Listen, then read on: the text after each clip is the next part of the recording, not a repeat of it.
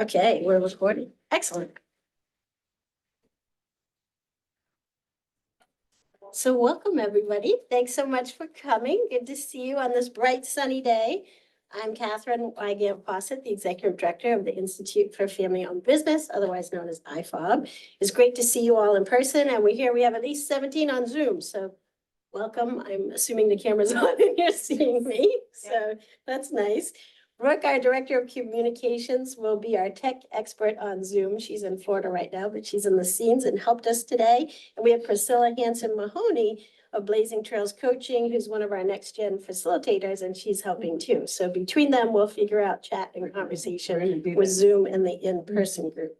We'll be recording this program for later viewing and sending contact information with that.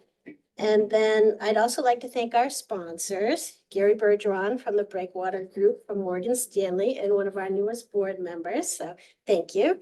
And Main Biz, in a few minutes, I'll invite him up to say a few words.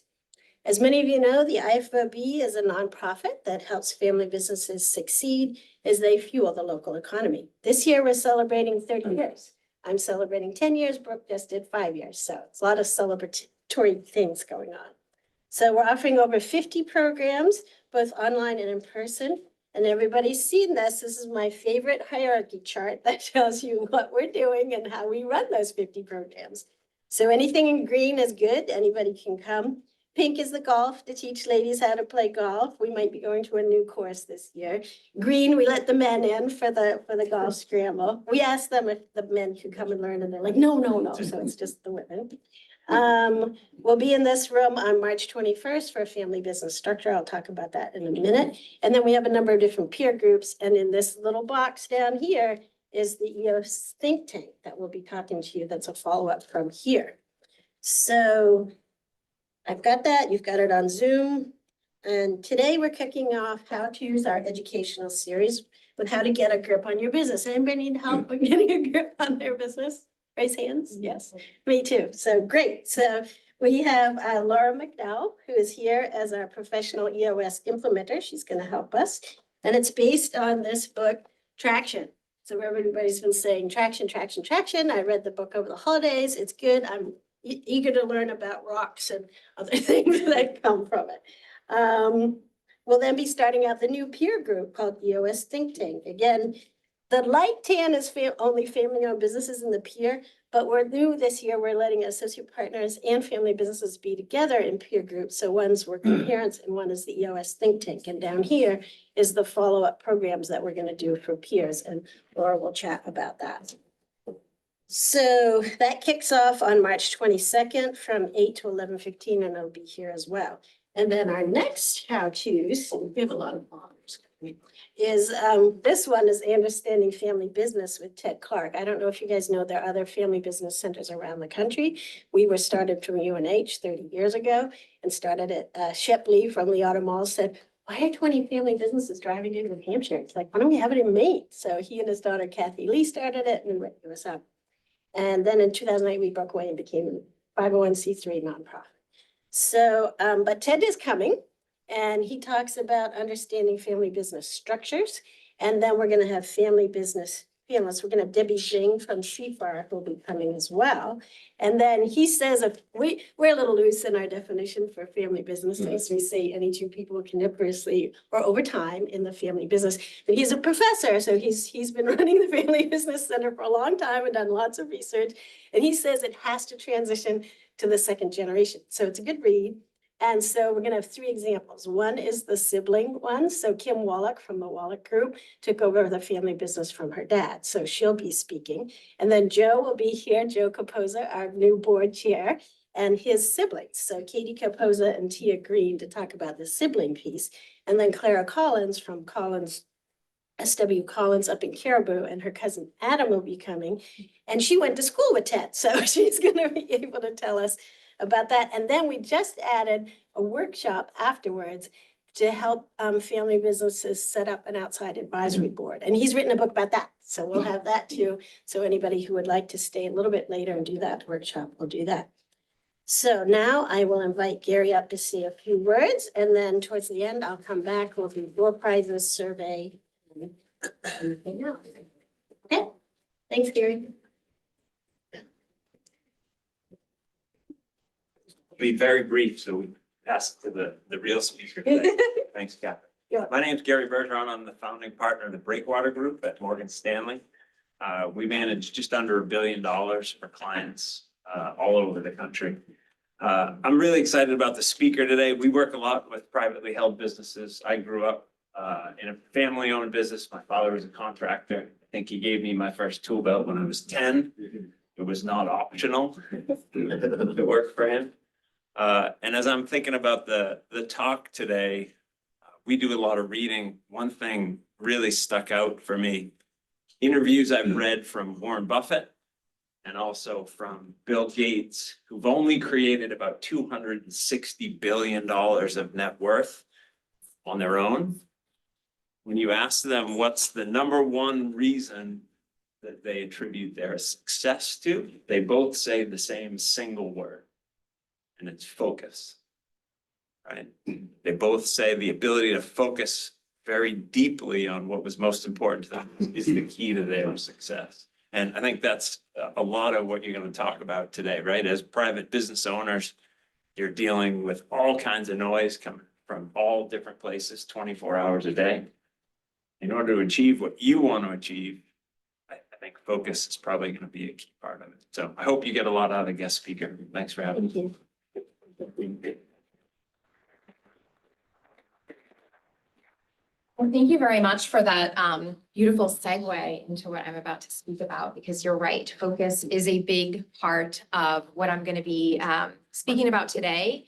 And it is something that, show of hands, how many of you struggle with that in your business? Do you feel like you always have the ability to be completely honed in on exactly what your biggest priorities are all the time? Does anybody feel that way?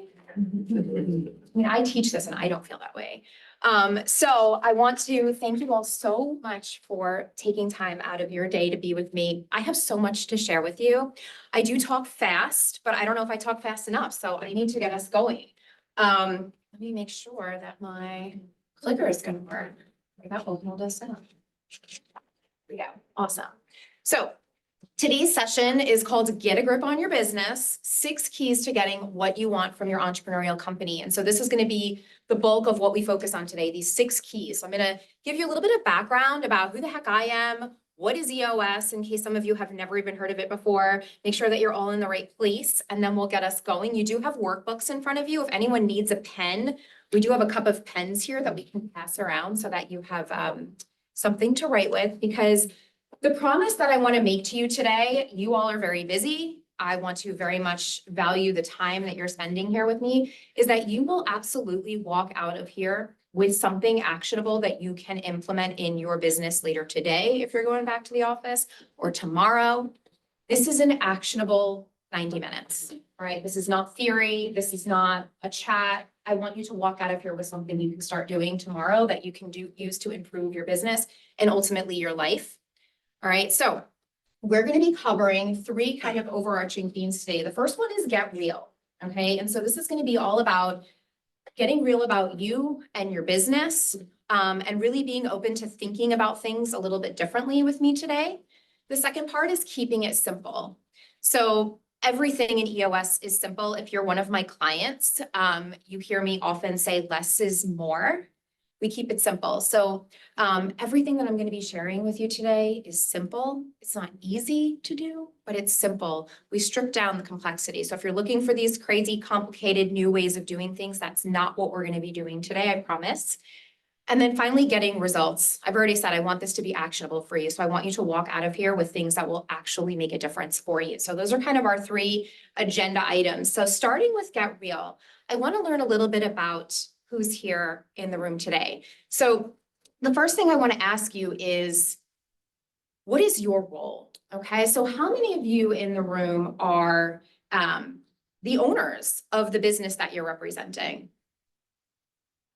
Okay, and how many of you are part of the team that is leading, that is running the business you're representing day to day?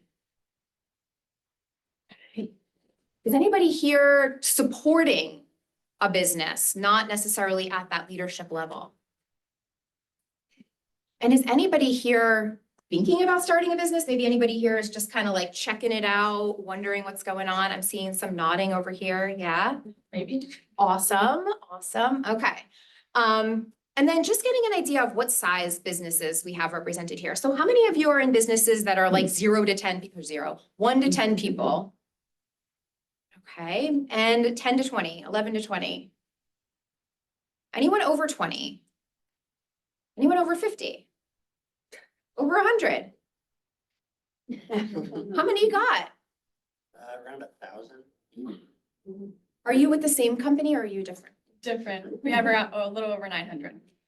Okay, all right, so you guys are close there. Awesome. And then my final question for you, for now anyways, is how many of you are familiar with EOS in that you are implementing it in your business in some way? Maybe you work with me, maybe you work with another implementer, maybe you are self-implementing. And how many of you have heard about it? You've maybe read the book, you're familiar with the terms in some way, shape, or form? And is anybody like, I have absolutely no idea what EOS is. I've never heard of it. I was calling it EOS before I walked in. Okay, no shame. There's no shame. You can change this for you, okay? All right, awesome. So one of the things that I need you to do with me today in order for you to get what I made my promise about, that you're gonna have something actionable, is I need you to rise above your business today. This is something I always ask my clients to do when we're in a session. When we're here together, we are working on the business. We're not working in the business. So I need you to think differently about your business today. I need you to kind of break away from your title, your fancy title you walked in here with, your ego, anything like that that you brought into this room. I'm going to ask you to close your eyes, which is everybody's favorite thing to do in a group setting. So if you could all close your eyes. All right. And I want you to picture yourself rising up, okay, and looking down over your business. All right, you're above the business, you're looking down, you're seeing all the moving parts, including yourself. That is where I need you to stay today. All right, you can open your eyes. I won't ask you to close your eyes again. All right, so I want to share a little bit of background with you about EOS. And so EOS is really a complete system of tools and processes designed to help entrepreneurial businesses, okay, run better businesses. And so EOS was created by a man named Gino Wickman. So if you've read the book Traction, Gino is the author of Traction. He's the creator of EOS. And so Gino started his own business when he was really young, early 20s, ultimately went on to help his family's business, turn it around, sell it, all of those great things. Spent a lot of time with a lot of other entrepreneurial organizations during that time, really trying to learn everything he could about making a business the best that it could be. And what he realized was that there was a real void in the marketplace for systems, tools, processes, things that could help entrepreneurial businesses. There was a lot of stuff out there on how to run much larger businesses. But you guys probably know, right? It's very different running a business with 1,000 people than probably a team of 10 or a team of 100. And even for you, a team of 10,000 is a completely different animal, right? So how do we help these entrepreneurial businesses really run the best that they can? And so he made 2 discoveries throughout all of the work that he was doing. And the first one was that he realized that there were 2 very different types of entrepreneurial businesses. The first were businesses that were running ragged, right? They were really busy. They were doing all of the things. They were frustrated. They weren't getting what they felt like they could. Their time and their investment and all of that wasn't paying off. They were just real busy, but not seeing the results that they wanted to see. And then he noticed that there were about 5% of these businesses that were busy, right? They were working hard, but there was balance. And they were actually clear on where they wanted their business to go, and they were making traction on that, okay? And so he started to obsess over what the difference was, because he thought to himself, if there's these businesses here that can do this, anyone can do this. We just need to figure out what it is that's getting them that. And so that's what he set out to figure out. The second discovery that he made was that the all entrepreneurial leaders, and let me know if this sounds familiar to you, all entrepreneurial leaders actually really enjoy wrestling with like 136 issues simultaneously. Like it's kind of fun, right? Like you ever been bored when everything's just working the way that it's supposed to, and you're like, all right, what, like maybe we want to start a new business because we're feeling a little antsy. So he recognized this. And what he realized again between these two different types of businesses was that the majority of them were stuck. It was like Groundhog Day. Like they were just constantly dealing with the same issues over and over and over again, never really solving them, never really getting to the next level in their business. And that other really small group, that like 1 in 20 businesses, was solving those 136 issues. And it wasn't like they never had issues in their business, but they were moving on to the next level. There were new opportunities, new ideas to pursue, new challenges that they were dealing with. And so he wanted to figure out how he could help businesses get to that, right? We don't want to get to the point where there's nothing going on. That's not good either. So ultimately, he cobbled together what we know of as EOS today. A lot of the things I'm going to share with you in today's session. And he started this business back in 2008. And when he started the business, he realized we need to get this out to more businesses than like the two of us can manage. It was him and a business partner. And so ultimately they developed what is now known as the EOS Implementer community. So that's what I'm part of. And I'll share some numbers with you in a second. But essentially this community of people that were also really passionate about helping entrepreneurial leaders. And so that's what Gino was able to do. And I'll share a little bit about me. Again, I want to be really mindful of time. And of course I didn't start my timer, so that's not helpful. There we go. So why am I here? I'm here because I've worked for a lot of different companies over the course of my career. And in the most recent role that I had, I worked on the leadership team of a tech startup. When I started, there were 5 of us, and it was really fun, and we were doing all the things, and we were just, you know, making stuff happen. An issue happened, and it was like kind of fun, and we were dealing with it, and we were making changes, and we were growing. We were really innovative, and it was exciting. And then as we grew, we started to get a little stagnant and a little stuck, and our communication sucked. And we realized as a leadership team, we really weren't even meeting with each other that often. We kind of were like all busy, but we really didn't know what each other was doing. And by that time, I was running marketing for that team. And I'd be like, all right, so we've got to figure out what we're going to market. What are we marketing for? Like, what is the plan? What is the goal? And the goal was, well, we need to get more clients and we need to make more money. And I was like, that is not like a marketing strategy. Like we can't build a marketing strategy off of that. We need something more specific. And I am certainly not taking credit for why we found EOS, but one of my colleagues was doing some research and she found a friend of hers, similar business model, different industry. And he said, read this book. You guys all need to read this book. And we did the things in this book and it turned our business around 3 years ago. So we all got a copy of the book and we read the book and we were basically like, if we do anything in this book, our business is going to be better. This is not a plug for me, even though I think implementers are amazing, obviously. We realized we could hire somebody to help us out. We brought on an implementer and our business started to transform.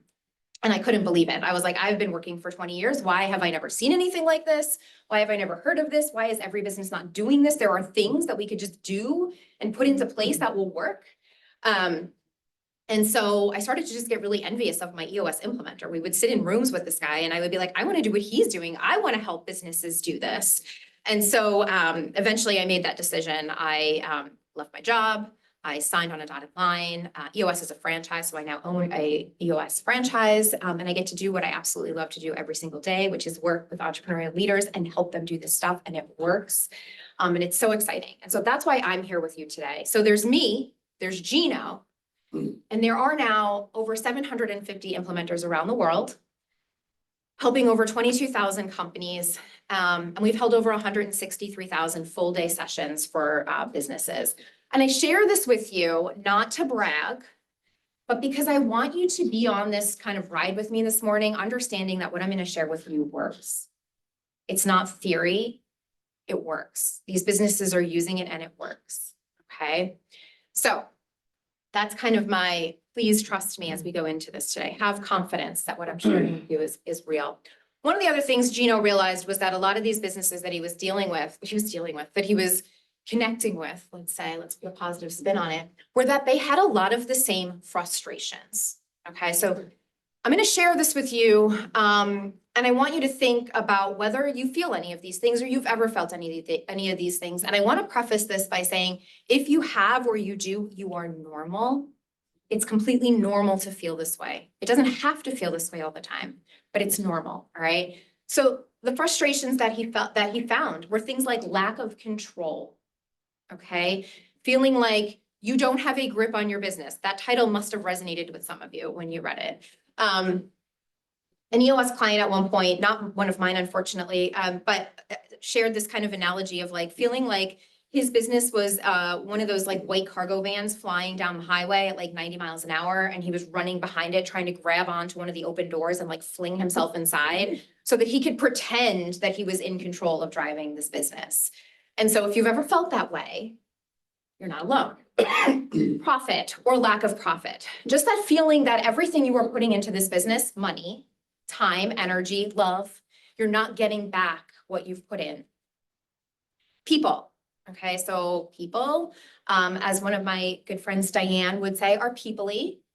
And so if you've got people in your business, whether they're your employees, your clients, vendors, your partners, et cetera, you may be part of the problem, no offense. People can be very challenging, all right? And as long as we have them, there's going to be things stemming from having those people in our business. This concept of hitting the ceiling. So we talk about hitting the ceiling a lot in EOS, and it's really this idea of feeling like you are stuck, okay? Very normal. Businesses will continue to hit ceilings as long as they're in business. It's just that feeling of like, maybe it's a growth thing where we've gotten to a certain point. Maybe it was a little bit easy and it was really fun, and now we cannot get to that next level. All right, how do we break through that ceiling, get to the other side? Ceilings happen in a lot of different ways in businesses, on an individual level, departmental, company as a whole. So this was a common theme. And then this idea that just nothing is working. All right, so maybe you've tried a lot of different things. Maybe you've read lots of books and you've attended webinars and classes and you've hired consultants and all of that stuff, and you're still feeling like it's not working. And every time you bring something else in, your team rolls their eyes. They're like, what is it that you want us to try now? All very common frustrations. Hello. Hi, sorry I'm late. Oh, no worries. We are just getting into it. All right. So what I want to do is move us into really understanding how we can still keep things simple and actionable, but hope you'll alleviate a lot of what I was just talking about. All right, we're going to turn this thing around, focus a little bit more on the positive. So back to Gino real quick. Gino realized in all of this research that he did, all of this real world work that he was doing, that these entrepreneurs that were doing really, really well, they were really just strong in 6 key areas of their business, okay? And so that's what I help my clients do. I help them understand those 6 areas and then figure out how to strengthen them. So that those 136 issues that we talked about earlier, they just tend to fall into place because they're stemming from a root related to one of these 6 areas. So we strengthen these 6 areas and things become better for you. So that's what we're going to spend the rest of our time on today. So I'm going to share with you the EOS model. If you turn to page 1 in your workbooks, you will see the EOS model. Spoiler alert, it's already there in your books. But I'm going to walk you through this model, which is going to share with you these 6 key components of your business, okay? And what I want to do is take 2 passes around the model. The first pass is going to be higher level. All right, I just want to get you kind of like the basics. And then we'll come back around and dive a little bit deeper. And I will share with you the actual tools that I use with my teams to help them strengthen these areas. So the first key component of your business is vision. Okay, and so in EOS, your vision component, it is about getting you, your leadership team, 100% on the same page with where you're going and how you're going to get there. Okay.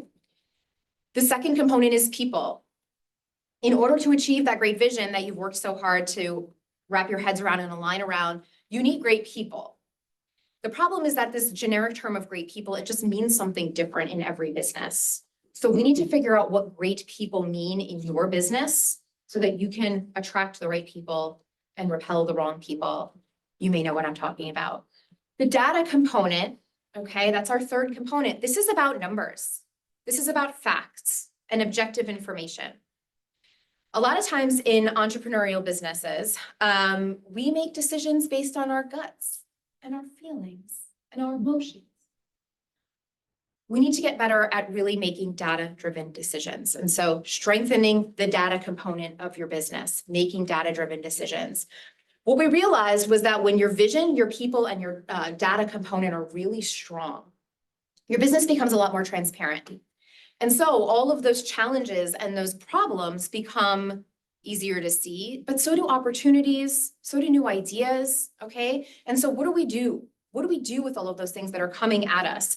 This is what we call our issues component. I want to start by first saying that the issues component, it's called issues. The word issues tends to have a negative connotation, but in reality, it's really just things that we have to talk about.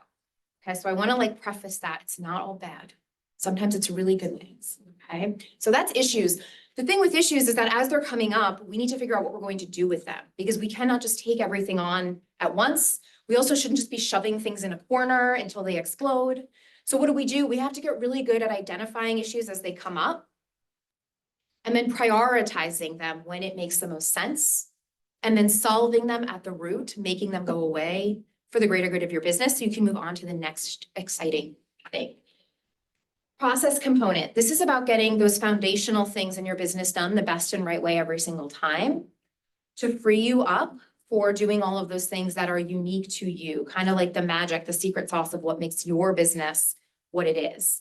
All right, when all of the foundational things in your business are being done the best and right way by everybody every single time, it creates consistency in your business, it creates scalability in your business, it makes it easier to manage, it's more fun to manage that way.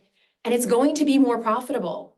When all of that stuff's just getting done the right way, you're going to be making more money, okay? And then finally, the traction component. Traction component is about taking that vision component down to the ground and executing on it. Day in, day out with discipline and accountability. All right, does anybody feel like accountability is something that might be a little bit of a struggle in your organization? That's a common one that I hear. You can raise your hands proudly. You're normal if you feel this way. And maybe you're part of the problem. Again, we have to look at ourselves, right? I want to say that too, is that our team, our company is only going to be as good as our leadership team. So if you're part of the leadership team, you have a huge responsibility to walk the walk. All right. So look inward. Okay. All right. So vision down to the ground, executing on it with discipline, with accountability. One of Gino's favorite quotes is vision without traction is hallucination. A little laugh for Gino. And vision without traction is hallucination. And so the big thing about this is that what he realized was, unfortunately, the vision in entrepreneurial companies goes unrecognized so often because of weakness in the traction component. And so this is not what we want for you, okay? So the cool thing about what Gino did was that he made it possible to do this without you losing your entrepreneurial spirit, because it is so focused on what it is that we do as entrepreneurs. We don't want the red tape and the bureaucracy that come with running a large organization. That's why you don't do that. It would be a lot easier to just clock in and go do that somewhere. We don't do that. So we want to be able to get you this structure without feeling like you are no longer able to be agile and have all that you have and the ability to move around quickly in your business. So we're going to come back in and focus on this journey to strengthen the 6 key components. So when I work with clients, I am taking them on this journey, right? We call it a journey. I say the word journey a lot.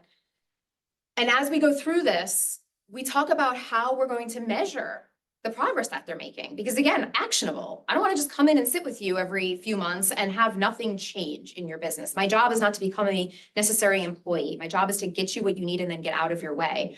So we measure progress on a scale of 0 to 100%. Of course, we want to get you to 100%, but that's utopia. It's never going to happen. The cool thing is that as you get stronger, 100% keeps moving. Like you are raising the bar on yourself. Okay, there's always somewhere better to go. So we work with you to get to 80% or better, because what we realize is when teams can really classify themselves as 80% or stronger in each of these areas, they are truly feeling like they are running a better business and they are living a better life. And I always feel dramatic when I say that sentence, but I've never met an entrepreneur that doesn't go, yeah, no, I know exactly what you mean. Like when my business is running really well, I feel it like in every other area of my life. And when my business is running crappy, same thing. So yeah, so run a better business and live a better life, all right? What we realize is that a lot of teams, especially at the beginning, they're running at like 20%. in each of these areas. And if they're successful, it's in spite of themselves. It's hard. It doesn't feel as fun to celebrate when it's a struggle to get the success. So 80% or better, run a better business, live a better life. So let's get into it. So we're coming back around to the vision component.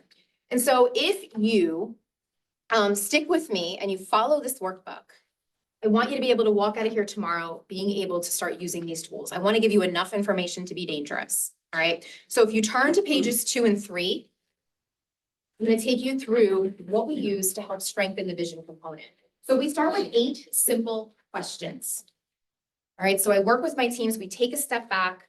Again, we're above the business looking down. We're not in the business. It's like you're a board of directors. You're no longer an employee in this company. And we answer 8 simple questions. We keep the answers to those 8 questions in the tool that you see in front of you. We call this the Vision Traction Organizer, or the VTO for short. And what I want to do is I want to walk you through the questions because I want you to be able to take this back. And I want you to, if you have a team, I want you to meet with your leadership team and ask these questions and have healthy debate and discussion and challenge each other on getting 100% on the same page with the answers. This is how you get clarity on where this business is going and how you're going to get there. So if you do nothing else, please use these 2 pages, okay? So Vision Traction Organizer, 2-page document. The first question is, what are your core values? So your core values are really just a set of guiding principles, 3 to 7, less is more, that when combined, they show who you are at your core and what you want from the culture of your business. Okay. Now, core values tend to get a bad rap because they get used in ways where they're really not, they don't really mean anything. The really old reference that I've heard people use in this particular, when speaking specifically about core values, is Enron. Does anybody remember Enron? Okay, so like 4 of us remember Enron. So Enron made some terrible, awful decisions. And one of their core values was integrity. And so clearly they weren't living and breathing that core value. So that's one of the differences about when we work with clients. Core values are something that we want you to live and breathe. Okay. And we very intentionally work on how that's going to happen. So I work with teams to figure out what are your core values. You already have them. They exist in your business already. Okay. It's just about discovering what they are and then getting really clear on what it means to exhibit those in your business, okay? We want to define them. What does it mean to do this? What does it maybe mean to not do this? And then we want to live and breathe them. And when I say live and breathe, I mean you want to hire, fire, review, reward, and recognize your people against these core values. I'm going to talk with you more about this in a little bit. We have a tool that we use specifically to help you actually do that day to day. So we got to define them. There is a cheat sheet on page 4 with some example core values that could help jog your thoughts around core values. But essentially, you want to work with your leadership team to identify them. What do we see now in our business that we value? And how do we make sure it's really clear? And how do we make sure all of our people exhibit these core values? It's a much better place when that happens. All right. So identify your core values. The second question on this document is, what is your core focus? And so your core focus is what we call the sweet spot of your business. And so I am not a sporty person. I was just talking to Catherine about how she can help me learn how to play golf. And so we use this analogy of a ball. All right. I'm also from Long Island, so I say ball. And core focus is really 2 parts. Okay. Your purpose, cause, or passion. Why does your business exist? If you are the founder, dig deep. Like, why did you start this? There's a reason. You didn't have to do this. What's your purpose, cause, or passion? And then what is your niche? All right, or your niche if you're fancy. Your niche is what it is that you do to fulfill that purpose, cause, or passion. Get really clear on what those 2 things are. The ball analogy, I haven't even referenced what that is yet. So we think of it as the sweet spot of your business. So if you golf, or maybe you play baseball, or you play tennis, there's the sweet spot on the racket, on the bat, on the club, that if you hit the ball with the sweet spot, right, it goes further and faster and straighter. And so we think of this as the sweet spot. When you get real clear on this and you use this as a filter so that every decision you make, all the shiny objects that come your way, because we get bored, Can we put it through this filter? And if it fits, awesome. And if it doesn't, it is not for us. So get your leadership team on the same page with this and hold each other accountable to this once you have it clearly defined so that you stay in your lane. What do you love to do and are best at? You can make money at, you can serve your market really well. That's your core focus. The next one is your 10-year target. So 10-year target is really the long range, big goal for your business, okay? 10 years is just our trademarked number here, but you can have it anywhere from 5 to 30 tends to work. I think all my clients do 10 because it's like a good distance into the future. We can still see it, but it's far enough away that we can dream pretty big. The idea behind this is to get really clear on what this is. What do you want from your business? I want to give you a minute right now to think about this because this is so important and you deserve to get what you want from your business. So take a minute. I'm going to have some water and I want you to think 10 years from now, it's February 15th, 2034. What is happening in your business? Just could be profit, could be number of people, number of locations, maybe a new business, a new revenue stream, business unit, whatever it is that speaks to you.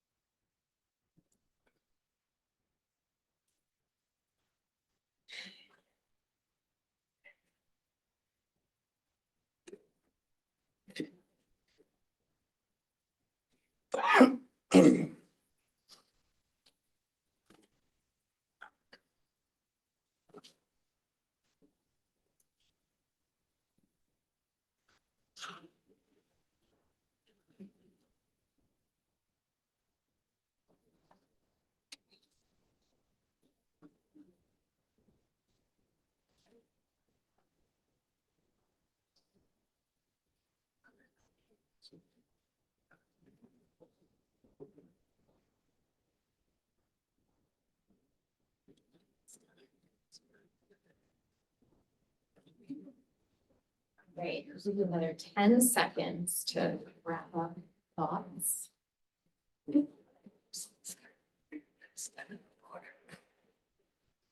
Okay.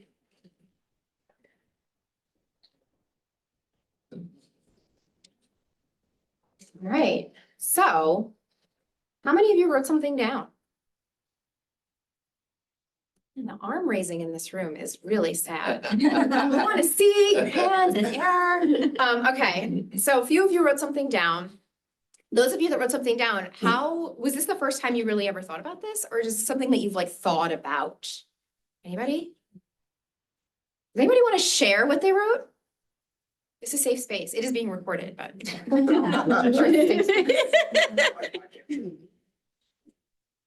want to share? I'll share. Okay, I wrote down, one of the things I wrote down, 10-year target or something. yeah, An educational arm, okay. to develop that. Cool, so educational arm by February 15th, 2034. 34, yeah. Sounds like it's a long time. No, I think you can get there sooner. I think you might need to dream a little bigger. You can, yeah. What do you got? How about nationally recognized healthcare pioneer worth over $1 billion? Okay, Nice. there you go. That's a pretty ambitious 10-year. Awesome. Do you want to share who you're with? What's the company? My company, it's called Med Matrix. So we have Med Matrix? Med Matrix, yeah. Okay, awesome. And what's your name? My name's Cole. And you came late and look at you. Second best participant for today. I was on the Zoom call driving down. I was in Boston for Valentine's and looked at my calendar. Oh my gosh. So you attended both versions of this. Yeah. That's very impressive. Very impressive. Yeah. Well, I want to reward both of you for your bravery and share some. These are not autographed or anything. But, I'll get your autograph back there. okay. I didn't write it, so it literally means nothing, but that's cool. I did that. Anybody else want to share? I have one more book left, so. All right. What I want to tell you about this, though, is that you need to share it.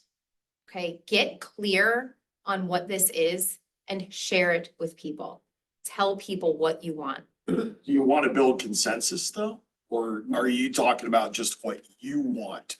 selfishly. So I'm Sorry. gonna say both, honestly, okay? So if you have a leadership team, all right, if you're the owner of your business and you've got a team of people helping you run this thing, you need them to be on board, okay? Yeah, because that's part of your chart. That's part of it. So here's the thing.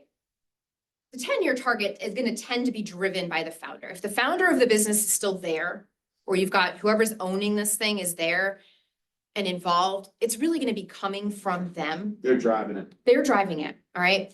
You wanna have discussion. You wanna have healthy conflict around what this looks like. Because when you've got like a salesperson who's picturing, we're gonna have like multinational blah, blah, blah, blah, blah happening in 10 years. And then like the CEO is like, no, I'm really happy with like where we are. Maybe we add a couple 100,000 but we like our space and we like the number of employees we have. Like that's two vastly different companies over a 10-year period. Yeah. So it's important to get clear on this. It's important to get buy-in from your leadership team, and it's important to make it really clear that if you are not on board with this, that is okay. And you're gonna find the place that you are on board with their 10-year target, and we're gonna get somebody else in who is on board with this. Because if you've got a team of people that aren't aligned on where this thing is going in 10 years, it's gonna be a struggle. So consensus, agree and commit, we call it sometimes, like we've disagreed. I'm not 1,000% on board with where we're going, but I'm gonna agree to commit to be on board for this with you, okay? So that's what you're looking for with this. Do you have a team?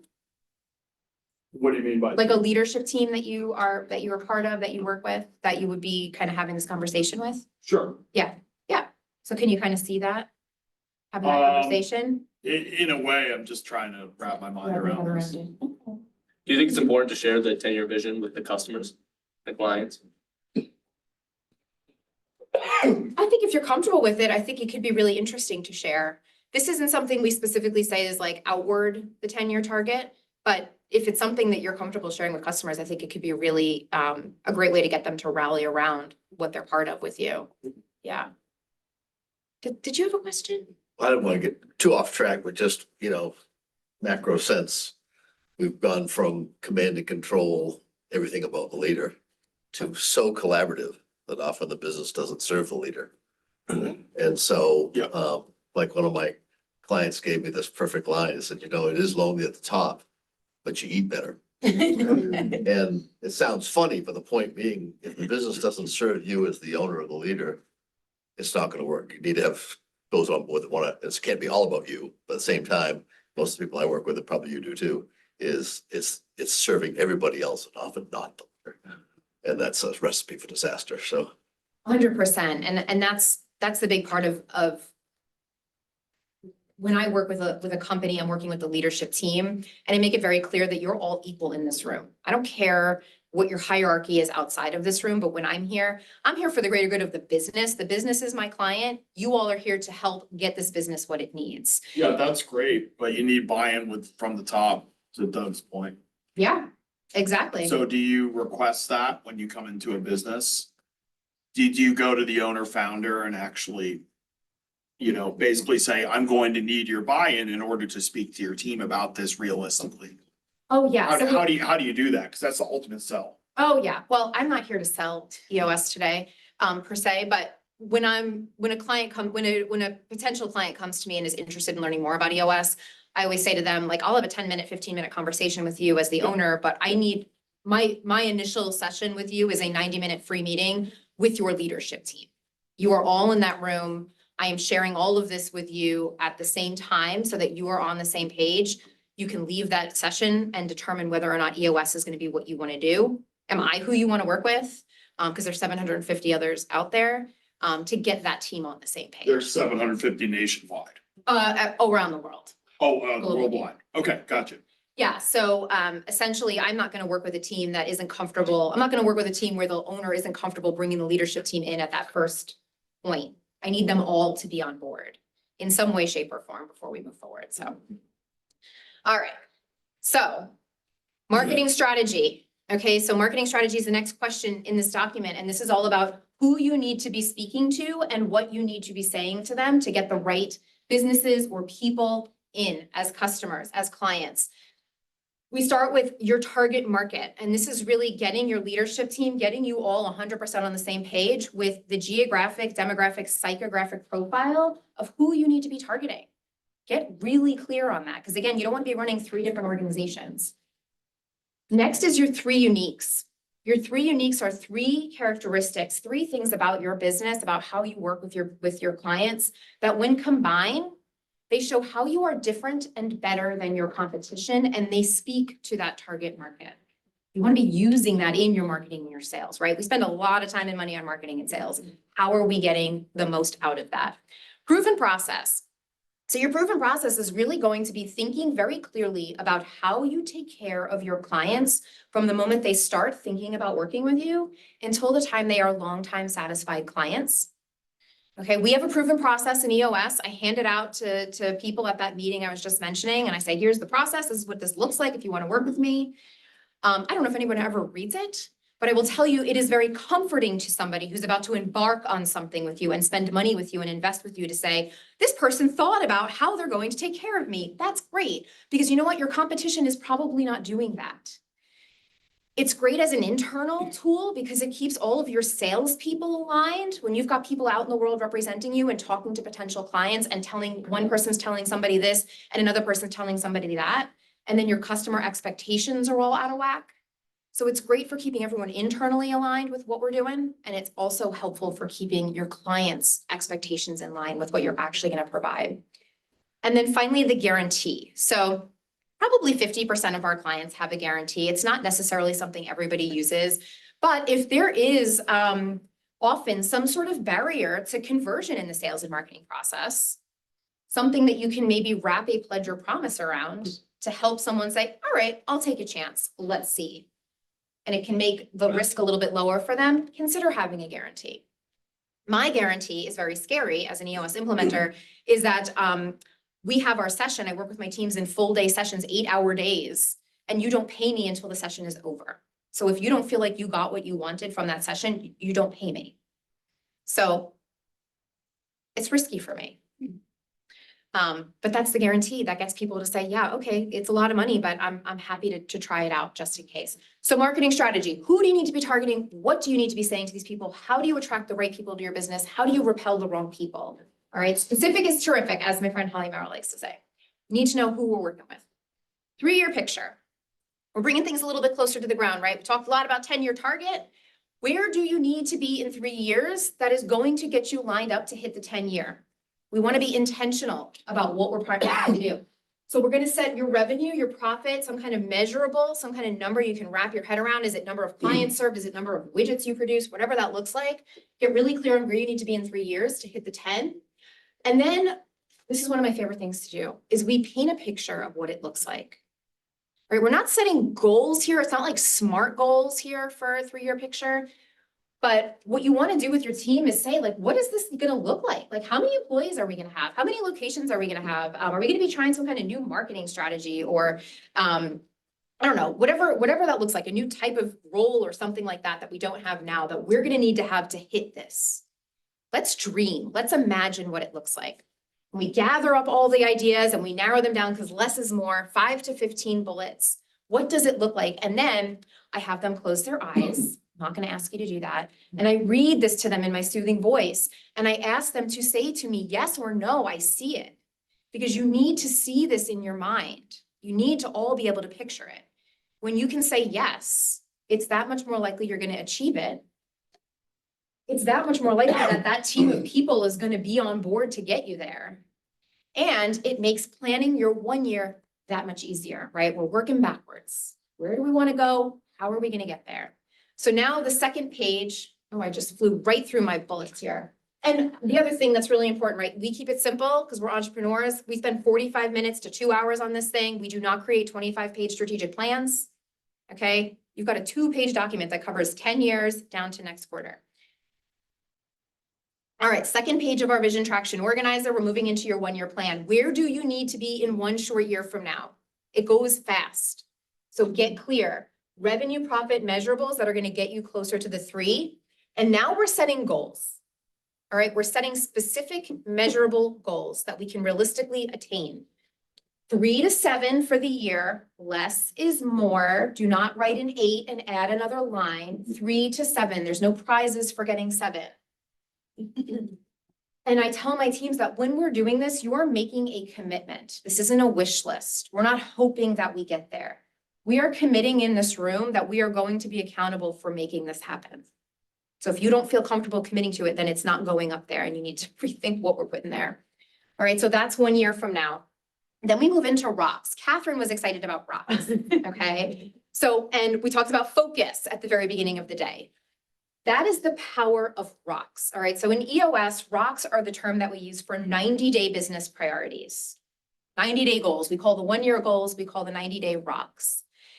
The term rocks came from, if any of you have ever seen the Stephen Covey example with the cylinder, and you've got your rocks and your pebbles and your sand and your water. That's what rocks comes from. I've had people ask me if it's like an acronym and it's not.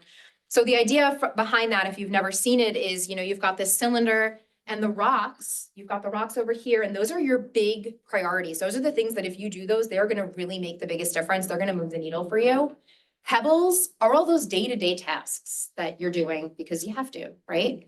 The sand is everything else that just comes at you, and the sand are all the interruptions, all right? All of those unexpected interruptions that come up, and then the water is everything else. And so if we put the rocks in first, the pebbles will fill in the spaces between the rocks. And then the sand will fill in the spaces between the pebbles. And then we could put in the water. But if you don't put your rocks in first and you fill that cylinder with everything else, the rocks are not going to fit. You're not going to get those priorities done. So that's where that comes from. Rocks, revenue, profit measurables. Where do you need to be in one short quarter to get you lined up for this 1 year intentionally? What are the goals here? How are we going to start chipping away at those quarter by quarter? And then we set 3 to 7, less is more, rocks for the organization. What are the biggest priorities for this business over the next 90 days? 3 to 7 rocks for each member of the leadership team. We assign accountability. This is where accountability really starts coming into play. Every one of those rocks needs to have one person and one person only accountable for driving that rock over this quarter. We are looking to you every single week to make sure that that rock is on track with getting done on time. All right, so when more than one person is accountable or we're not clear on accountability, nobody is accountable. Accountability for each of those rocks, all right? We'll talk a little bit more about those later too. And then finally, your issues list. Okay, so we talked earlier about issues becoming really clear to us when we strengthen vision and we strengthen people and we strengthen the data. Now we've got all these issues that are apparent. What do we do with them? So we want to get them out of your head. We want to get them onto an issues list somewhere in the business. Okay, so we get them out of your head. Why are issues on your vision, right? That's kind of a weird thing. So this is where we want to make it comforting for you as a visionary entrepreneur to be able to say, if we can't do everything, you're telling me we can't do everything, what are you going to do with all of my amazing ideas? We're going to put them here. And then every quarter, we're going to pull this out again. And we're going to say, is it time now this quarter to prioritize this? We're not losing it. It's not gone, but it's not what we need to focus on in this 90 days. So we get it here and we figure out when the right time to prioritize it is going to be. All right, so that's our issues list. So that's the 2-page tool that's going to help you get really clear with your team when you have these conversations and you ask them these questions and you're all on the same page with rowing in the same direction, getting this thing going. From here, the next part of strengthening your vision is this concept that we call shared by all. So we've talked a lot about the owners, we talked a lot about your leadership teams. What about all the rest of the people in your organization? The power of having every single person in your business rowing in the same direction, feeling all the things you just spent all of that time working on. Okay, when you've got that, that is what it looks like to be 100% strong in your vision component. But in order for everybody to share it, they need to hear you say it. Okay, so we encourage you to share this with your teams every quarter, right? You revisit this as a leadership team, make sure you're all still on the same page, share it out with your the rest of your organization, let them know where this thing is going so that they can hear it, they can internalize it, and they can decide if they want to be part of this with you. All right, we're not forcing anybody to come on this journey with us. So we're giving them the opportunity to understand and choose to be part of it. And we always say, right, like, I think this is a very old statistic, but people need to hear things at least 7 times to hear them the first time. So 2 years into this, everyone's heard it 7 times and they're either on board with you or they've left. And either way, it's a really good thing. You're getting more people that want to be part of this with you. So Having those 8 questions, having them shared by all is 100% strong in the vision component of your business. So we're gonna zip in now to people, check in my time, and start talking a lot faster. So people component, if you turn the page, I don't have my page numbers in front of me anymore. Page 5. Page 5, thank you. So page 5 is gonna be where you see, we start talking about the people component of our business. And so 2 concepts to help strengthen the people component of your business. The first one is what we call right people. So right people are people that consistently exhibit your core values. They fit your culture. They're people you want to be surrounded by. We talked about core values with our vision traction organizer. If you've answered that question 1, what are our core values? Now we're going to use them, right? We're going to hire, fire, review, reward, recognize, live, and breathe the core values. So the tool that we use to help you is what we call the people analyzer. It has a very scary name, okay? I was taken aback when I first learned the name of this tool. So the way that this works is you've identified those core values, so you're going to fill them in across the top, okay? And then you're going to put your name in the top box. Put the name of the best person on your team in the second box. And put the name of the worst person on your team in the third box. And if you're sitting next to somebody from your company, over. Although we are open and honest, so the idea is get clear on those, get all of your names down the side, and we use a very simple rating system to determine if somebody exhibits our core values, okay? And we're not looking for perfection, we're people, we're not gonna be perfect all the time, but we use a rating system of plus, minus, and minus. Okay, plus means you exhibit this core value most of the time. Not all the time, not always, most of the time. Plus minus means some of the time you do, some of the time you don't. Minus, most of the time you don't. All right, and so we're just gonna rate our people, all right? We're gonna figure out where we stand with this. And then from there, you're gonna set a bar for your organization, because we're not looking for perfection. But what's the bar? What is the minimum that we're gonna require people have in order to be a good culture fit here? And so in this example where we have 5 core values, I would recommend that more of them you require a plus versus a plus minus. We don't allow minuses in the bar. Anyone who's at a minus, we got to talk about that. We got to figure out what's going on there. Is this something that we can help coach them into becoming better at? Or are they just not a good fit for our business, which is okay, but we don't want to keep them around and eat away at our culture. So what is the bar going to be? And the version that you guys have, I think, is a little clearer. We've changed the way this looks. So what you want to do is you want to identify how many pluses and how many plus minuses are you going to require for your bar to be met. And then you're going to revisit this every quarter and just reassess, okay? How is everybody doing? And the idea behind this is not that we're just going to fire everybody who's ever had a minus on here or falls below the bar, but it's about having coaching conversations. It's about reminding your people that we live and breathe these core values. We don't just paint them on the reception wall and print them on our coffee mugs. They are things that you need to really exhibit to be part of this team. And so then you can have coaching conversations with them and say, hey, here's where you're doing really well. Here's where we're seeing some room for opportunity. Let's talk about it. I think we can get you there. Here's what we're seeing. And give them an opportunity to see if they can get there. All right. Really simple, black and white, easy way to make sure your people are right people in your organization. Coming back around to the second piece of this, which is what we call right seats. And these are Jim Collins' terms. So if you've read Good to Great, he talks about right people, right seats, getting the right people in the right seats on the bus. That's what we're doing here.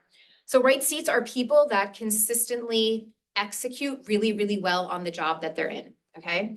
And so Gino really drives home this idea of a structure first, people second approach, which is really hard. All right, those of you that are running on EOS know how difficult this is, where we kind of have to remove the people from what our business needs. And we say, what is the structure that our organization really needs to get to the next level? All right, we don't want to think about people. It's really, really, really hard to remove people from this equation when you're thinking about it. But in order for us to make sure that the business has what it needs, we need to think about that first. So we essentially fire everybody, right? In theory, And we think about, we think about, this is day one, you guys, this is day one, like the second thing we do. You're all fired. What does this organization need? What are the major basic functions this business needs to run? What got you here isn't gonna get you to the next level. So we customize this with each client, right? We really dig into what this looks like. For the purposes of today, we make an assumption, every organization needs marketing and sales. How do you get out there, let people know you exist, convert that into clients? Every organization needs operations. How do you make and deliver your product or your service? Finance, admin, how do we manage the flow of assets into and out of our business, HR, et cetera, all right? Major basic functions our organization needs, we customize this. And then we also acknowledge two additional roles at the leadership team level in EOS companies, and we call them the visionary and the integrator. And so these are two roles, they could not be more different. A lot of times people are stuck in the wrong role, which can be very painful for the person and everyone else around them. But our visionary role is really that big picture person, okay? They're often the founder. They come into every meeting with 20 ideas. They manage all your big relationships. They do not like the nitty gritty. They don't like getting in and having the hard conversations. And that's okay, right? We need people with that big picture. Our integrator is the person that is in there day to day, all right? They are driving accountability at the leadership team level, making sure that the people that sit in these seats have what they need to hit that vision that you've all agreed upon. All right, they're the ones that get in the weeds and have all those tough conversations. So we want to get really clear about what that looks like in your organization as well. And so what do? We take each one of those seats once we identify what they are. All right, we've got the function at the top. And then we identify the 5 major roles that this function is going to be accountable for. What are we going to look to this function to do for us? We can count on you to do this thing.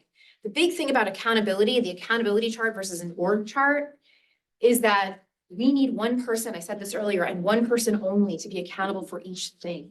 It doesn't mean that you execute on all of those things, that you do all of those things, but we need someone to be accountable for making sure they're being done the best and right way every time. So what do we need from this function?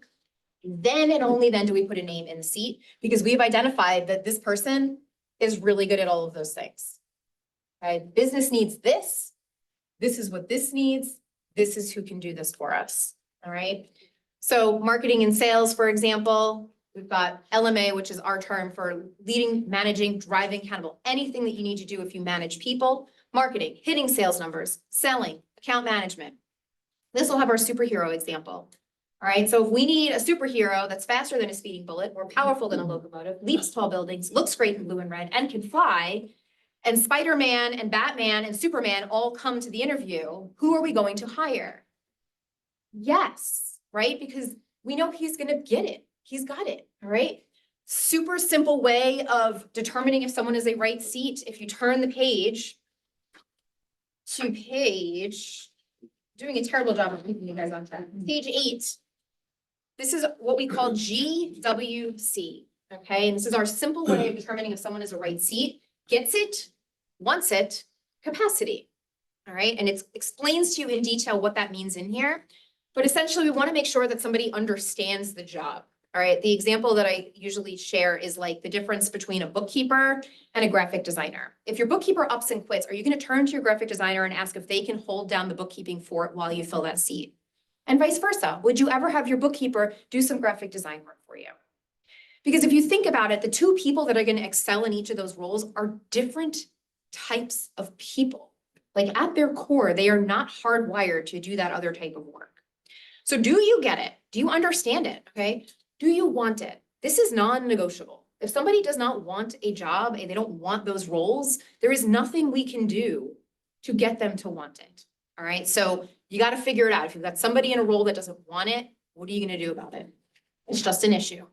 And then finally, capacity to do it. And capacity is not just about time. Like everyone's always like, I don't have enough time. We don't have enough time. We just don't have time to do all the things. It's beyond time. All right. So time is part of it. But it's also, do you have the skills and the knowledge and the experience? Like, what can we do to get you to capacity? This one can be negotiable. If you've got a gets it and a wants it, and there's some capacity lacking, we're just gonna figure out what we're gonna do to fill that gap, all right, and get somebody to a capacity. But in order for you to do that, you have to be aware of it, all right? So this is about having that awareness. So what do? Go back to our people analyzer. You don't necessarily have to flip the page back, but you can if you want. We've got some space at the end for gets it, wants it, capacity. We've got this one tool for people. Are they right people with our core values? Do they get it, want it, and have capacity? All right. The bar ultimately is yes, yes, yes. We want a yes, yes, yes across the board. Bless you. Okay, so that's the people analyzer. Anybody feel like this is a tool they might use in their business? It's a very powerful one. Ultimately, you get to the point where you're building out that accountability chart for every role in the business. Anyone that's sitting in one of these roles that's overseeing other people is going to use that accountability, that people analyzer quarterly to assess their people. Right? And then have those conversations where they need to help them get to be right people or help them out of the business. Because when we shine a light on our people using these two tools, we have two types of people issues. Right person, wrong seat. Someone you love, but they are not doing a good job at the role that they're in. When you build out your accountability chart, maybe you find another seat you can move them into, and that's awesome. And they GWC and great. But if you don't have a seat for them, then unfortunately you have to make a difficult decision because we cannot keep people around just because we love them. Gino jokes that that creates an accidental nonprofit. So it's not what we want. The other problem, of course, is the opposite, a wrong person in a right seat. Someone who is a bad core values fit that is doing really good at their job. And sometimes that is harder. Because if you've got a person just rocking and rolling and like hitting their numbers, but they drive you and everybody else nuts, that's not good either. They are eating away at your culture, and that is going to do a lot more damage in the long term. You've got to get them out of your business. Okay. It becomes a no-brainer when you use these tools. It's black and white. It's not gut. It's not emotion. They do not fit here. I'm not saying the conversation is easy, but the decision is easy. Becomes much clearer. All right. We're going to move into our data component. All right. Numbers, facts, and figures. Okay. Jim Barksdale, former Netscape CEO, said, if we have data, let's look at the data. If all we have are opinions, let's go with mine. So maybe some of you are guilty of potentially paraphrasing this in some way, shape, or form. So how do we get the data? How do we, in black and white, determine if your business is doing well? So keeping it simple, we use a simple scorecard, right? So if you turn to page 10, this is what our scorecard looks like. All right, it is a set of high-level numbers, 5 to 15 high-level numbers that should give you an absolute pulse on your business. All right, how are we doing? Are there things that need to be put back on track? So we want to find 5 to 15, like I said, less is more. What are the things that you need to know? We call these measurables. All right, you put them in the measurables column. What do we need to know every week to feel comfortable this business is on track? We set a weekly goal. What do we need to hit every week for this particular measurable to know that our business is doing well? And then finally, accountability. Who in this organization is driving this number, not necessarily executing, but who are we looking to every single week to say, is this number on track? And if it's not, what are we doing to get it back? All right. Then what we do is we pair this with 13 weeks of visibility. Okay. This gives you about a quarter's worth of data at a glance, and you can start to spot patterns and trends. So that you know when you really need to dig in and actually take action. Is there a blip on the radar, or is there something we need to get back on track? All right, and we're keeping an eye on this weekly. So this is your scorecard. The other part of this is that we want to eventually migrate this discipline down throughout the rest of your organization so that every one of your teams has a scorecard. What are the numbers they need to be focused on? And you want to make sure every one of your people has at least 1 to 2 measurables that they are accountable for keeping on track every week. This gets all of your people on board with saying, I am doing something that is making a difference monthly, quarterly, annually to hitting the goals for this business.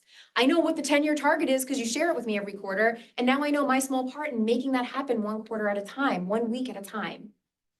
All right, so when you've got a scorecard throughout your business and you've got measurables for all of your people, that is 100% strong in your data component. We do have some example measurables here. One of the things I'll tell you that makes a scorecard really powerful, and these are not all examples of that, that's why I want to share this, is that they are leading indicators, not lagging indicators. Okay, I didn't, if I put on my scorecard that I want to get 3 clients this week and the end of the week comes and I didn't get 3 clients, but if I said, I know if I make 10 proactive phone calls this week, I have a really damn good chance of getting another client. Did I make those 10 phone calls? I did. I made those things. I did those leading things. Activity-based metrics are the other thing that are really powerful on a scorecard. What can you actually do to impact change in your business? All right, scorecard can take some time to fall in love with. We always tell teams when we do this on day one that this is our first cut at a scorecard. Gonna take some time to really fall in love with the numbers. So if you try this out and you're not loving it, make sure you're doing the work, that every week you're actually filling these in, because if you don't fill them in, it's not gonna work. And understand that it's gonna take you some time to really figure out exactly what the metrics need to be for you and your business. All right, but this works, trust me. All right, so that's our scorecard. Those are our measurables. That is 100% strong when everyone is using this tool, all right? You're gonna be able to make data-driven business decisions, black and white, no emotion. All right, our vision, our people, and data are now strong, so we're moving into issues. So, issues components, all right? We talked earlier about the issues list. We gotta get all those issues out of your head and onto a list somewhere in the business so that you can trust that your precious ideas are not going to disappear forever. We're gonna be able to come back to them. Leadership teams, even really good teams, are really bad at keeping track of their issues, coming back to them, prioritizing them appropriately, and solving them at the root. All right, not just solving a symptom. So we've got our issues list. That's our first thing. All right, so again, start at the leadership level. Get yourself some kind of shared document. Put a document in Google Drive, whatever it is that you use, and call it the issues list and give your people a place to put these things. Anytime during the week when this pops up for you, get it out of your head and onto this list, and we're gonna figure out when we need to prioritize it. Okay, eventually this gets migrated down. Every one of your teams has an issues list. Create a culture where all of your people are comfortable raising their hand and saying, we have an issue. Great, we're not gonna shoot the messenger, get it on a list. We're gonna figure out when we can solve it. Thank you so much for noticing that and bringing it to our attention.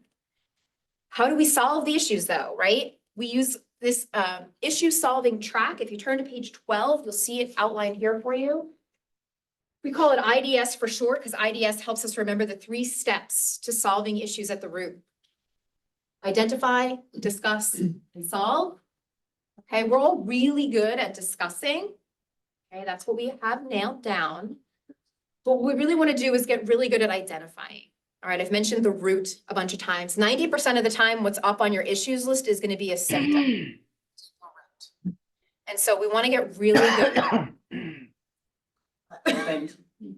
We want to get really good at digging deeper into our organization and asking why.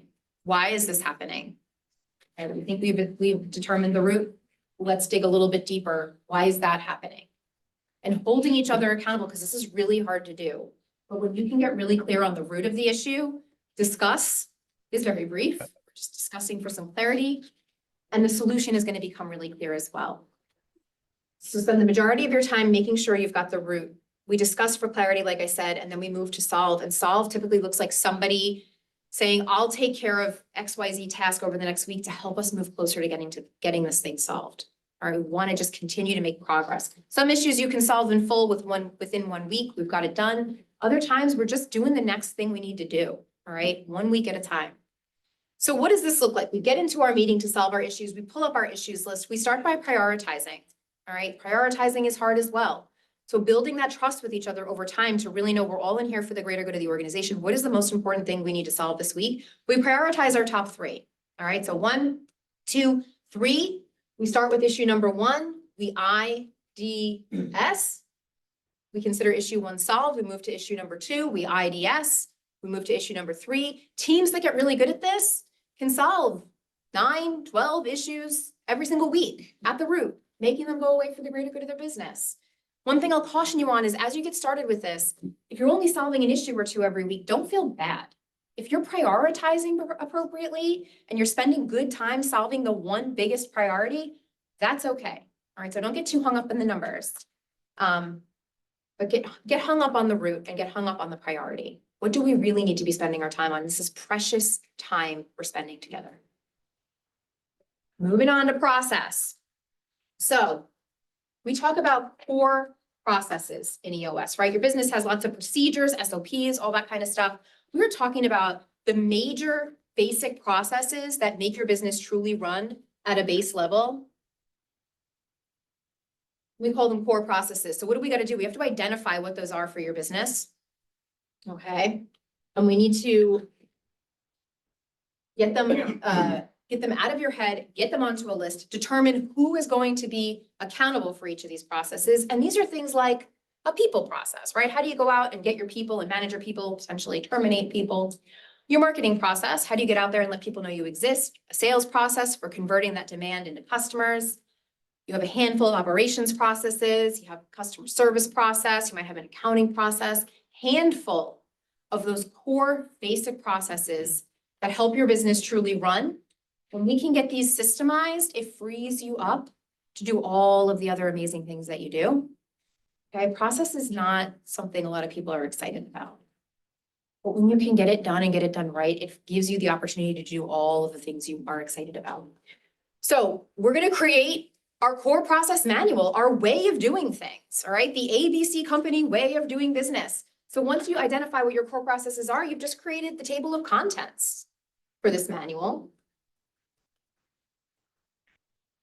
And then we're gonna start building these out. Who's accountable for this process? Who's the person in charge of our people process? And they're going to identify the high level steps. We take an entrepreneurial approach to process documentation. We say 20% of the steps that get you 80% compliance. Less is more. When you document 100% of the steps, you create a 700-page SOP manual that nobody ever looks at. Nobody ever uses. And that's not what we want to do. We want something that makes it easy for people to do their jobs well. Let go of control. They don't need to do everything 100% of the way that you've done it. So we're going to do that with each of these, and we're going to create our little manual. That's our company way of doing things. We're going to make it accessible to people. Is it digital? Is it hard copy? Whatever that looks like. The key from here, after we've identified and simplified and documented our processes at a high level, all right, we're systemizing the predictable so we can humanize the exceptional, is that we then have to get these followed by all. And what does that mean? We have a simple 4-step checklist for followed by all. This means that you need to identify everyone in your organization that touches any of these processes, any step in these processes. They need to be trained. They need to be measured. All right, we need to make sure that it's actually happening and it's happening correctly. Is it being done the right way? Is it being done often enough? Are you getting the results that you need from this process being done? Those are all the things that you need to be measuring once you've trained somebody. LMA, there's those 3 letters again, leading, managing, accountable. Are we managing our people to do these, right? There has to be some sort of management component. Are there consequences when these don't get done the right and best way? Let your people know that these are important and you're paying attention. And then finally, we need a mechanism to update because again, we don't just put this on the shelf. Things change, processes change. So whoever's accountable for one of these processes in your business, they need to have some sort of determination. Maybe it's annually. They pull the process out they're accountable for. They review it again. Is it as streamlined as it needs to be? Can we make it more efficient? Has anything with technology changed? Has anything else changed with how we do this? Keep these updated. And if you ever make any updates, you just start back at the top of the list again. All right, we've made an update. Cool. We got to retrain. We got to make sure we're measuring and managing. 4 easy steps. Get your processes followed by all so that you can do all the other things in your business. All right, finally, I have 10 minutes. How much time do you need at the end? 5 minutes? 3 minutes. How about 1 minute? Okay. Answer your surveys really fast. Okay. We're gonna get Oh, them out are you now. going now? Oh, Yeah. geez. All right, quick commercial break, guys. You know, this is a class in negotiation. This is how we build our programs, so I need your input, please. Oh, you're handing, is there something else that you want to, are you sharing anything or you're just sharing? No, I'm doing this and then we're gonna do. I'm gonna keep going. All right. Keep going. We're talking about traction now. All right, we're bringing things down to the ground to execute on them with discipline and accountability. There's rocks again. Do we remember what rocks are? Yes. 90-day action plans. 90-day business priorities. Would you like a traction book, Sarah? There you go, Casey. And I'll just quickly interject if you want to join the peer group, because we're really fast, just write it down on here and give me your name so I know who you are. Thank you.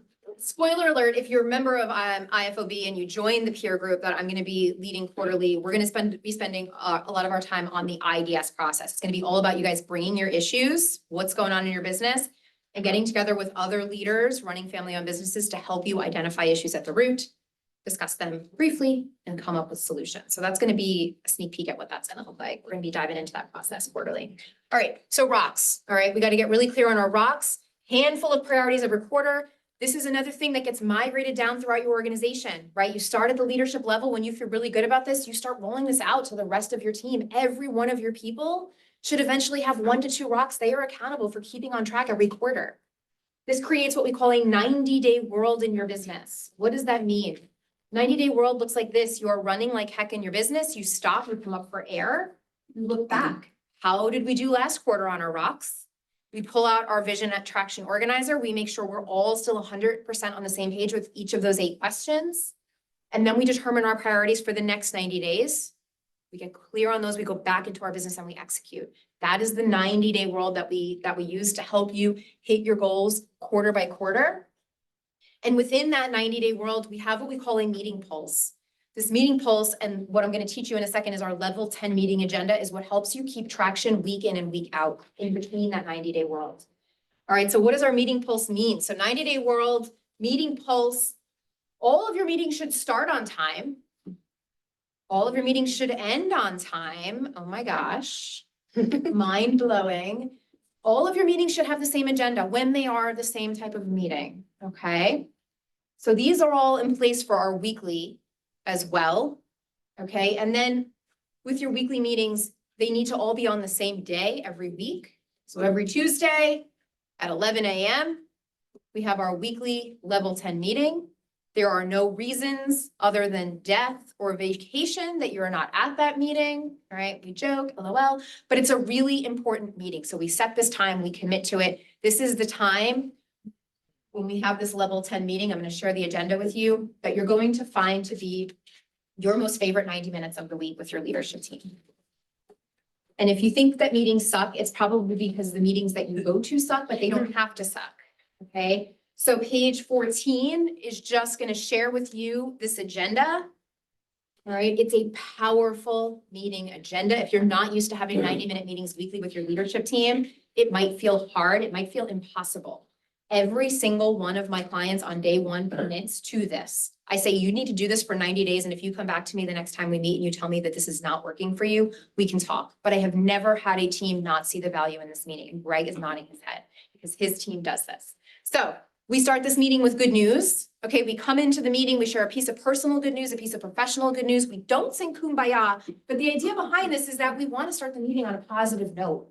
There's really good stuff going on in this business, and there's really good stuff going on in all of your lives. So let's call it out, start on a positive note. We move into scorecard. This is where we've got our scorecard now. We've got to check in on it. What does that look like? All right, all we're doing is reporting.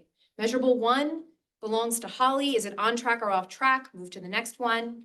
Measurable 2 belongs to Jeff. Is it on track or off track? Move to the next one. All right, should take you no more than 5 minutes. We are just reporting. Rock review. You've all got your rocks. Pull out the rocks. Are the rocks on track to be done by the end of the quarter? On track or off track? Okay. Customer and employee headlines, the most important people to us in our business. Our customers and our employees. What's going on with them? Anything that this team needs to know about. We're just reporting on it. Okay. No more than 5 minutes.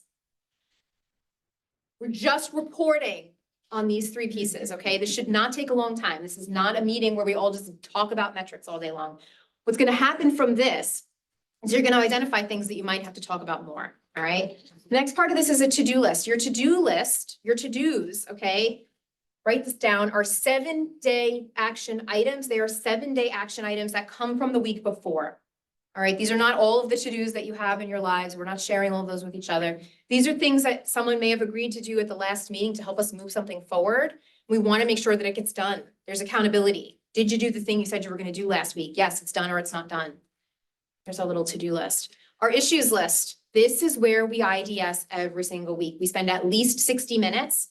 If you guys can get through all this quicker, which most teams should be able to get through all this quicker, you add time to IDS. This is where you're going to get the most value out of this meeting. What are the biggest priorities in this organization? We need to IDS them, okay? And then we conclude with 5 minutes left. This is how we end meetings on time.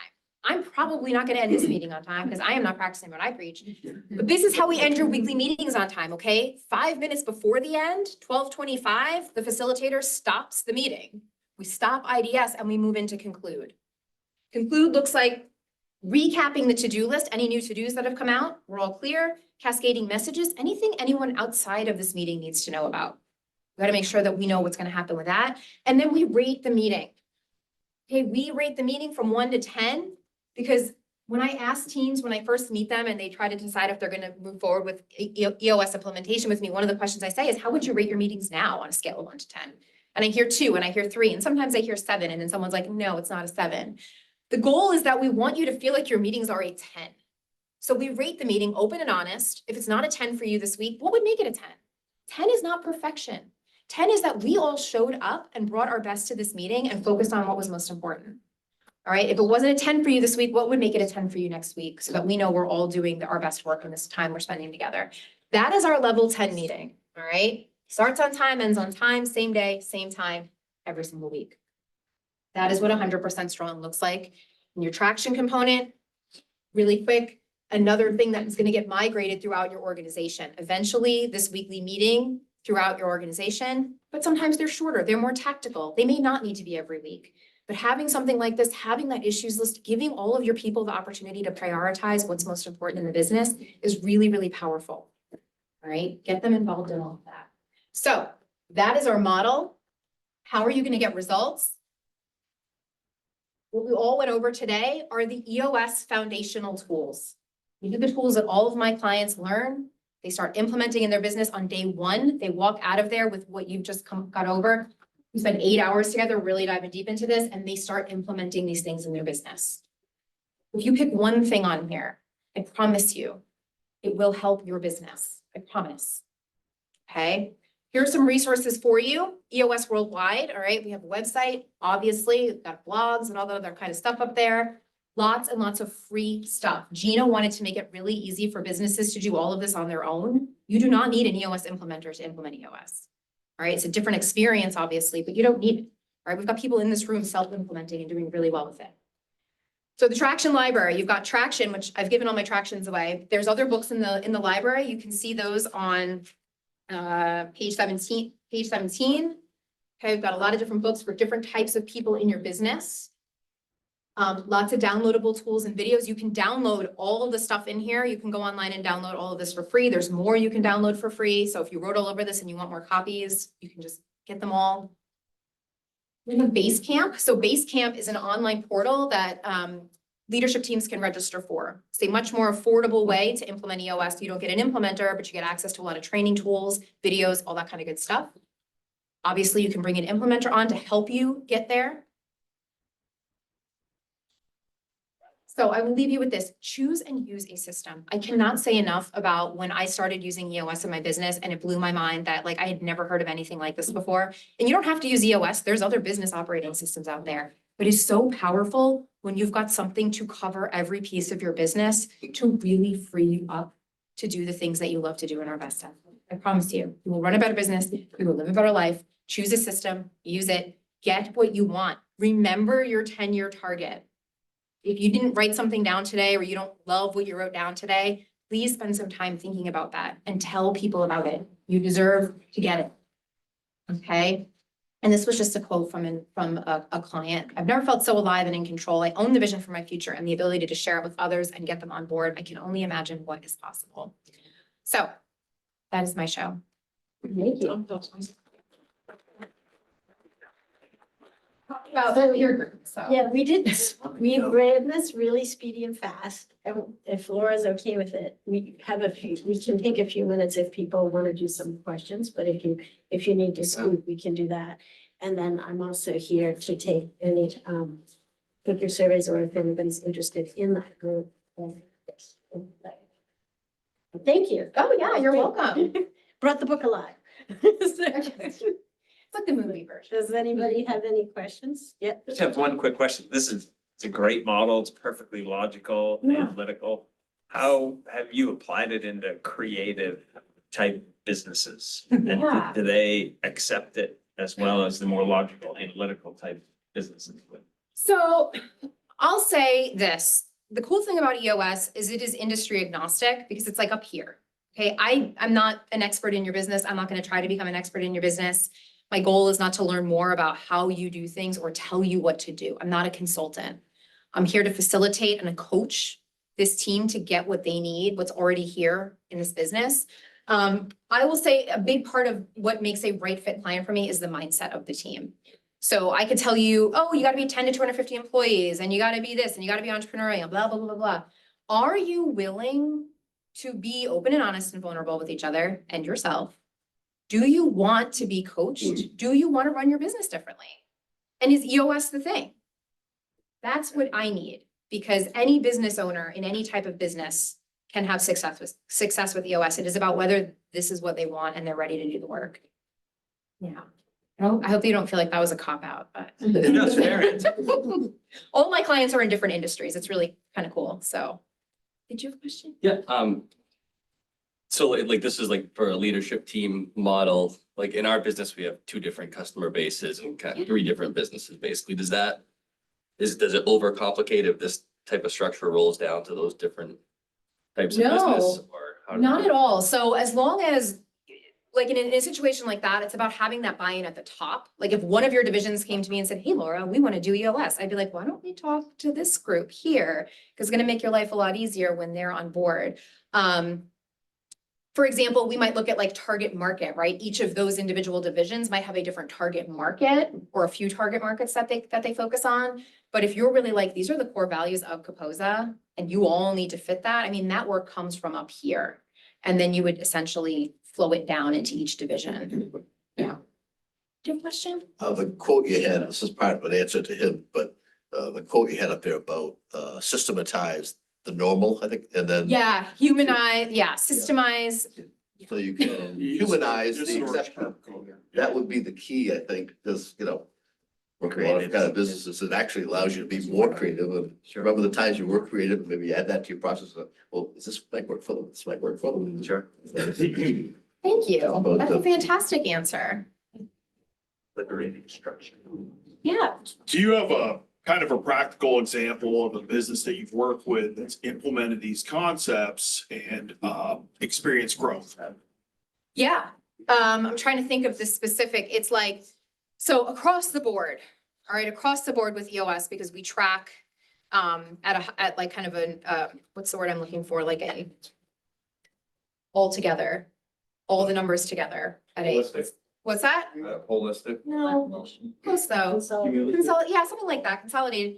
It's an average of 34% growth over 2 years. Cool. Okay, so that's what we look at. Yeah, so it can happen, absolutely. The idea is that you look at your investment in working with me as a drop in the bucket by the time we're done working together. Because you should be able to see when we start how this is gonna help you get to that next level, if that's what you want. So your average for implementing these would be.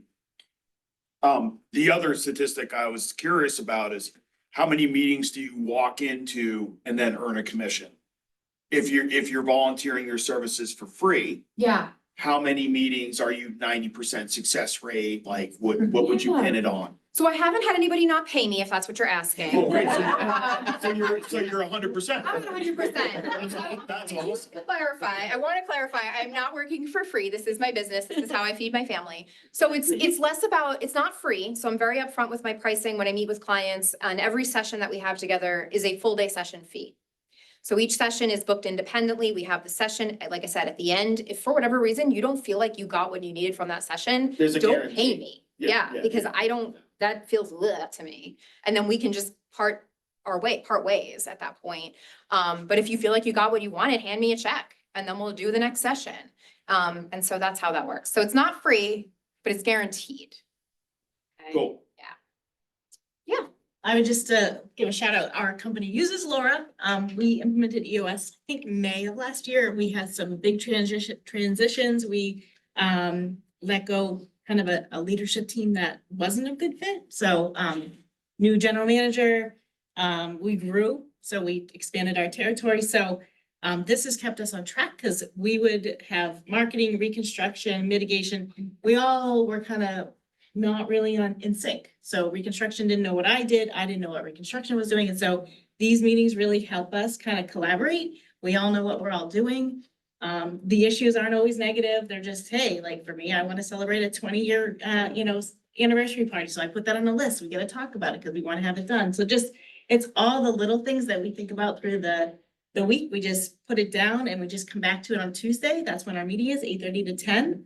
And unless you're on vacation or sick, you're expected to show up, but it really has allowed us to really kind of collaborate, work together, and then just, implement good things. And we've grow every year. We kind of almost hit our target for last year. But so yeah, I mean, it's worth the 90-minute just introduction to the leadership team to see if everyone is on board. Our team was on board, and Laura's been a huge asset to our growth last year, so. Thank you. Okay, you're welcome. Sorry, that was a little long. Okay, keep going if you want. Questions I can answer. Is there like too much or too little amount of people on a leadership team for this type of process? So I have some bigger teams and I do have that conversation, like how big is your company? How many of those people are on the leadership team? Less is more, all right? Because when you've got a bigger team and every one of those people needs to have a voice, we say like anyone over 7 people is like adding an hour to a meeting.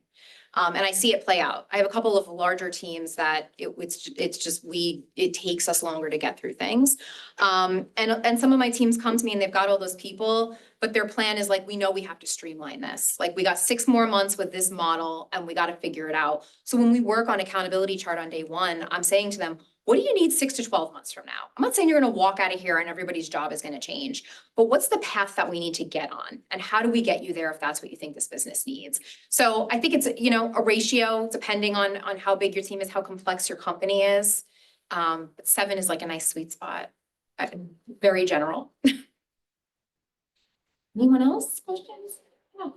Yeah, you mentioned core focus at the beginning of when I walked into the presentation, and you used the analogy of a golf club or tennis racket, and I still wasn't clear on like I was trying to think, okay, what is my core focus and purpose and niche? Can you give like a working example?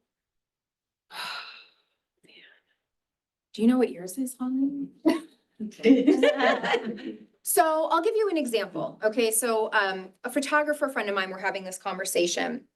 And this is another one of those things, and this is again, not a cop out, but this is another one of those things that can take some time to feel like you've found it exactly what it is. Okay, so again, when I start this work with a team, I say it's either in the room today or it's not. It take you anywhere from 45 minutes to 2 years to really feel comfortable with it. But the photographer and I were having this conversation about his business because he's got all these opportunities and all these different ways he can offer photography. And so I was like, all right, well, let's figure out where do you need to be focused? Because it's really easy to say yes to everything. And he said, why did I start this business? I started this business because I want people to feel really good about themselves.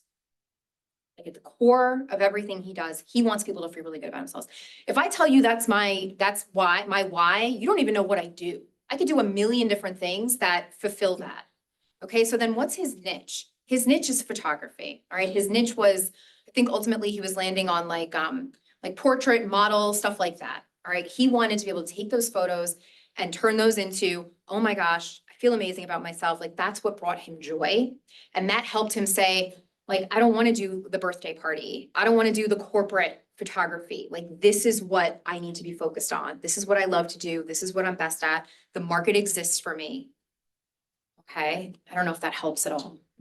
Yeah, definitely. I think I was kind of confused between personal, like what was my purpose and passion for starting this business Yeah. versus the actual business's forward-facing purpose. But yeah, that helped. Thank you. And I think that can be really important for you to share with your team, because sometimes even the leadership team has never heard that. Why was this business started? I mean, it can be an emotional conversation to learn why a business was started and share an example of like a time where you just felt like this is why I freaking get up every day and do this. And I don't just go get a job somewhere else. So share with your people like what that is. So a core piece this is a little commercial for the IFOB, really where we hit the sweet spot is where we have multi-generational family businesses that are trying to transition and take one to the other. And they have peers and they have other people. And I was glad to hear about the entrepreneurial, because entrepreneurs like changing and different ideas and things. And so that acknowledges that, and that the sweet spot for the Institute is helping those family businesses get organized, figure out that entrepreneurial piece and help those next generations so that the business continues. And I get up every day, and Brooke does too, I think, and the board, because we know we're helping family businesses, and it's really important to the economy and to everything that flows. Right. And so there's So that's potentially the sweet things that, spot. So we need to find more family businesses that are transitioning, if you know them, and who want to support and help and things, because we need to grow. are you trying to wrap us up here, Catherine? Yes, we gotta go. I have to meet with my board members soon. Feels like, I'm My feeling like we're being pushed to the because- end here. Because we have this EOS peer group, but we have Next Gen peer group, we have women, we have CEOs. So we're here to have discussions and things like this, and we help the family businesses. And it's a good kept secret. So spread the word and come join us. I'm trying to think what our guarantee is. We guarantee you will get something out of it. And if you don't, let us know and we'll find a resource and help. There you go. So. Well, I'm happy to chat with anybody outside You had a of being question, kicked Doug, out of this room. I was just gonna give this young man another example. Oh, perfect. I was lucky enough to coach and learn from the CEO of the building we're in, that was the CEO for a lot of years. And his why changed over the years, but it became developing leaders. And so as you leave here today, look at the plaque that's out there. It's got his name on it. This is the John Chandler Oh, real cool. Learning Center. And so it's just one of the things that I felt he feels good about and I feel good about. And but it evolves over time and yours will.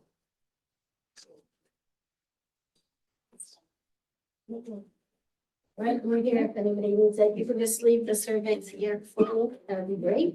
Thank you very much.